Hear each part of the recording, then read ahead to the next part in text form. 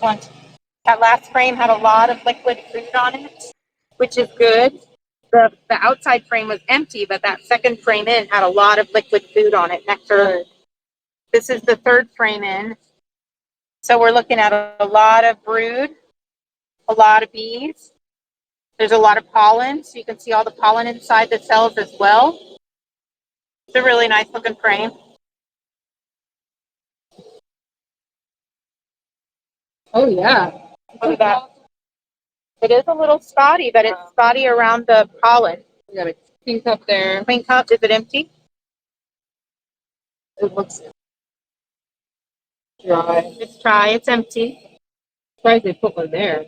So it looks like what they're doing is they pack the brood around the pollen and the nectar that was in the frame. Yeah. Yeah. Because look at the other side.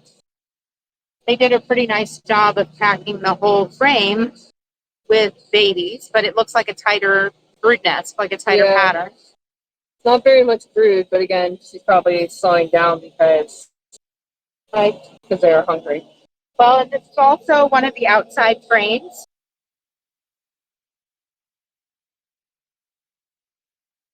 Oh, this one looks better. Okay. So we've got some wet nectar in there around the brood, but overall, I mean, it's a good amount of brood. Pollen along the sides and honey in the corner. Nice tight packed brood nest too. Yeah. Very busy. Okay. So some untapped larvae. Well, Right here? Yeah. So this is called bald brood. Yeah. So what's happening here, even though you have the treatment on, they've already sealed up that treatment. Remember, we talked about if they can't get the medication on them, so each time I come in, I try to scrape this off and scrape all the propolis and the wax off of it so that it's still charging up with medication. So we're seeing evidence of what's called bald brood, which means that there were varroa mites inside of these cells.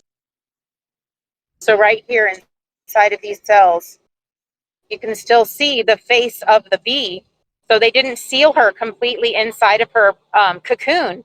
So she's in her pupation state, but they left it open thinking that if there's a varroa in there, they could probably hear or see something inside of the cell. So they don't completely cap it over so that varroa can either come out or they can pull it out. So there's a couple of them. There's a few like that here. Yeah. There's a couple there. They're doing a lot of feeding here. So the queen has gone back and refilled all of these cells with baby bees. So what they're doing here is feeding. Oh, they're feeding the little babies. Yes. Yeah, yeah. Here, look, you can see the larva. A couple of normal, Yeah. normal I can see curly white larvae. the little white things. That's good Okay. nutrition. Fat little babies. Yep. And good nutrition is what makes healthy bees like that.